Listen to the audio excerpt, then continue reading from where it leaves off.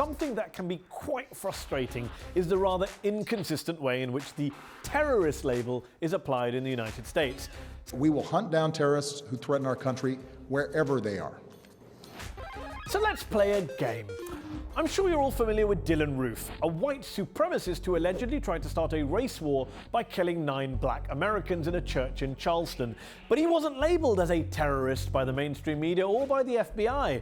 Pakistani-American Jubair Ahmed, on the other hand, was sentenced to 12 years in prison in 2012 for making a YouTube video on behalf of the Pakistani militant group Lashkar-e-Taiba.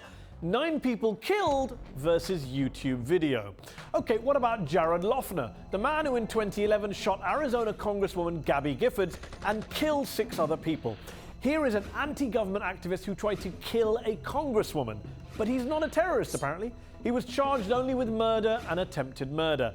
Compare and contrast with Javed Iqbal, a New York businessman sentenced to 6 years in prison for assisting terrorists. What did he do? He provided Americans with access to Hezbollah's satellite channel. Well, if that's terrorism, then Robert Doggett, the man who allegedly plotted to attack an entire Muslim community in New York, must surely have been labelled a terrorist.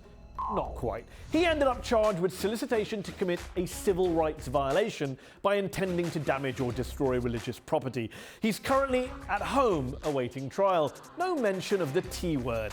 Yet here's Turek Mahana, a pharmacist who was sentenced to more than 17 years in prison for providing material support to terrorists, for essentially translating Al-Qaeda propaganda videos. Some might say that falls under freedom of speech. So is there a double standard? Not if you're Fox News. Not all Muslims are terrorists, but all terrorists are Muslim. But hold on, a recent study found that since 9/11, far-right extremists have killed almost twice as many Americans in the US as Muslim extremists. So to sum up, if you're a Muslim American and worried about the T word, be careful when you're going online, visiting YouTube or watching cable, and don't even think about taking a clock to school. If you're a white supremacist, do whatever you like.